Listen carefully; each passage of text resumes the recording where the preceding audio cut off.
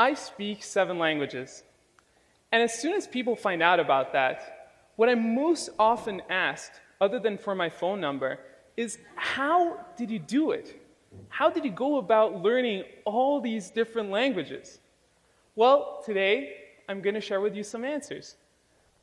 So my phone number is 212. I'm just kidding. See, I was raised as a polyglot. And by the time I turned 18, I could speak already 4 different languages.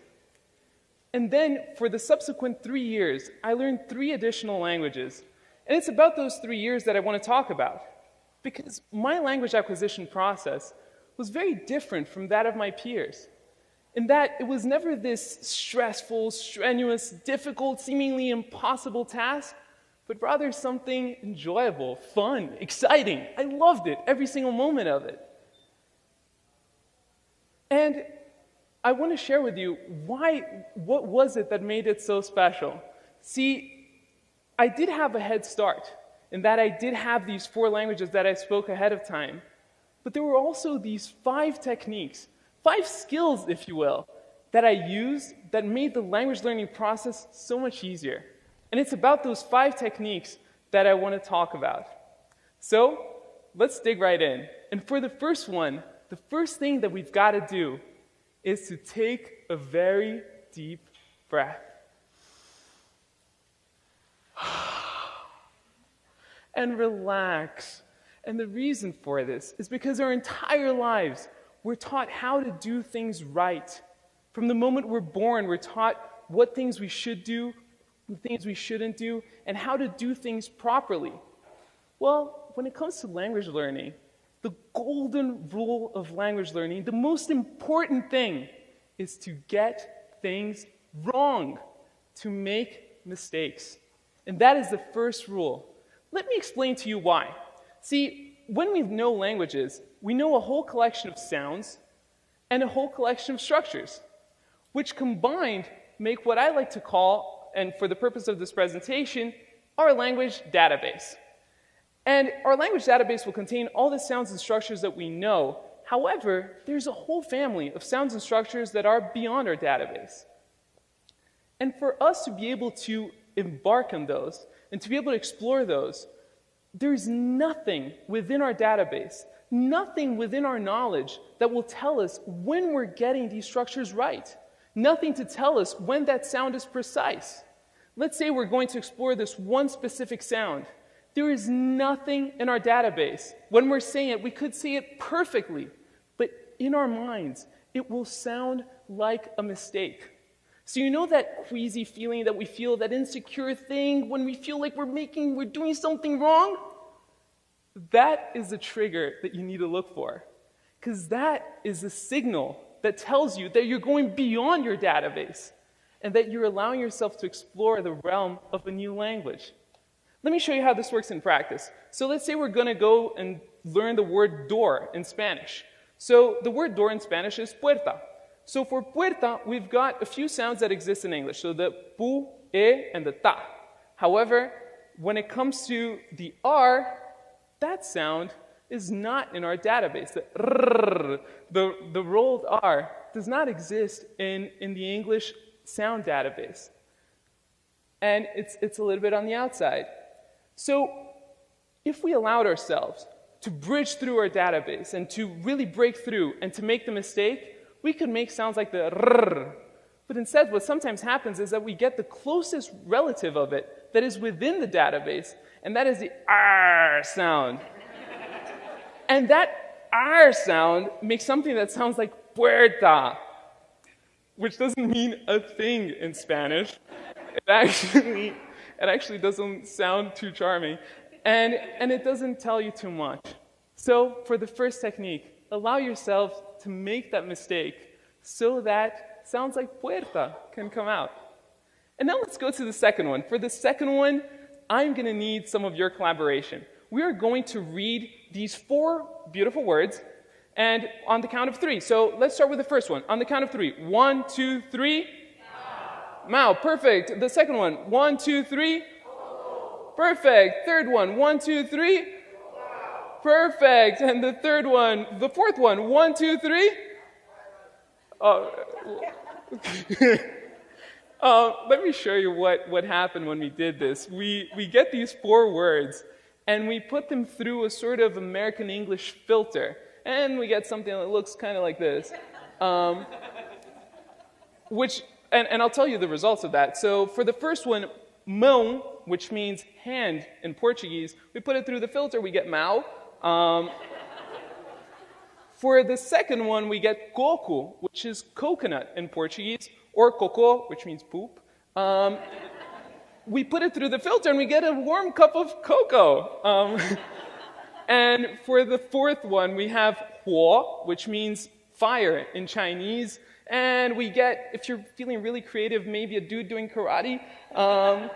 But anyways, they don't tell you much about how these things are pronounced. And if you think it's only one way, only if you're going from English to a different language, think about non-native speakers and try to explain to them that this is pronounced though, and that this is pronounced thought, and that even though they look almost identical, they have nothing to do with one another.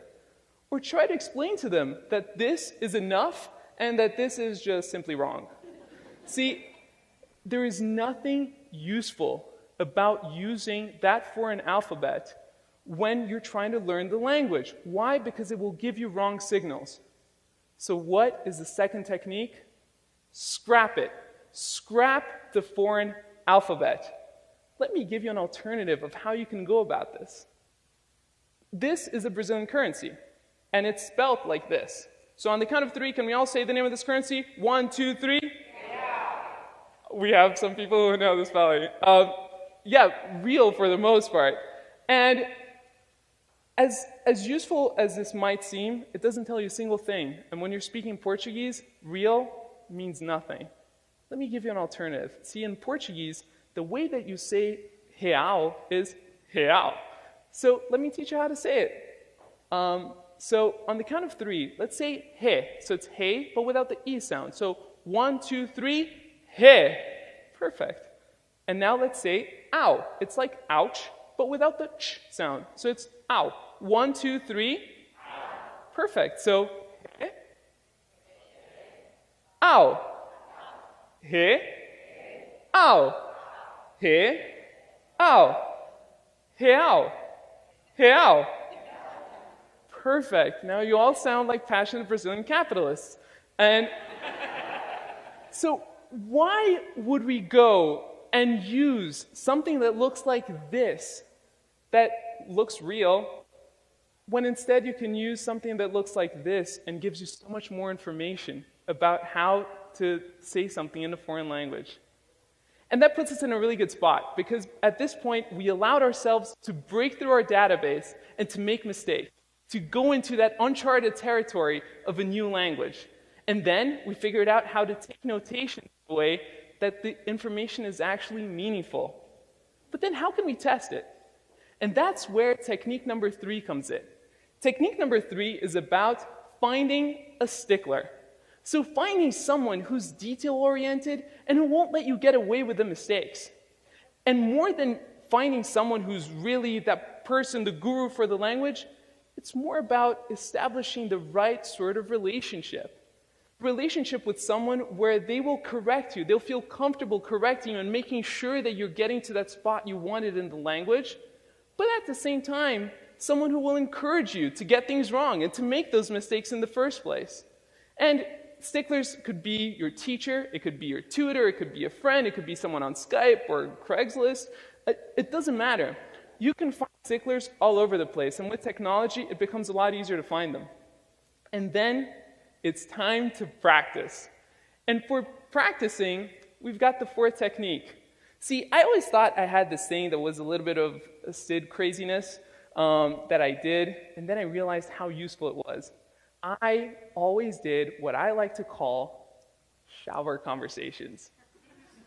And shower conversations are exactly what they sound like. When I was learning a new language, I would stay in the shower for a few minutes, and I remember having all these discussions. I remember when I was learning Chinese, and I would haggle and try to get 2 yuan more to get that wonderful dumpling and getting the discount. Or I would go to Roma, and I would ask for directions to the best piazza.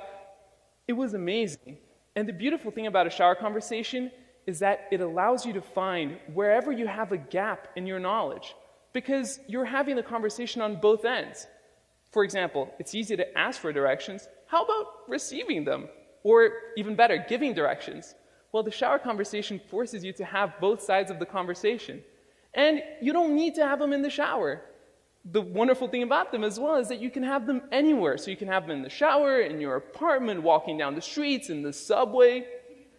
And seriously, if you're in the subway, speaking to yourself in a foreign language in New York, you'll fit right in. You're fine.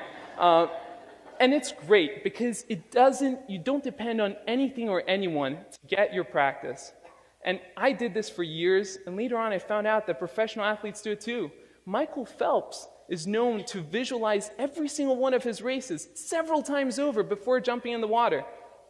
Worked great for him, and it works great for me too, so it would work for you as well. And now, let's go to using the language, because up to now it's great. We figured out how to do all these things. It puts us in a really good position to use the language. And for that, I recommend you finding a conversation buddy. And to find a conversation buddy, I recommend you follow what I call the buddy formula. And that is a way that you can make sure that your incentives are always aligned to use the new language. So for that is, the target language should be your best language in common. Why? If you're anything like me, you like to learn languages so that you can communicate with more people, so that you can reach out and understand a little bit more about their brains and their hearts.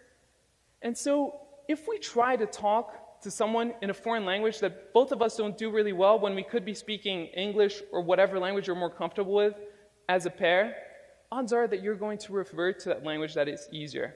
So I recommend you find someone where your best language in common is your target language. And if you can't find one locally, try technology, or if you can travel, that would be perfect.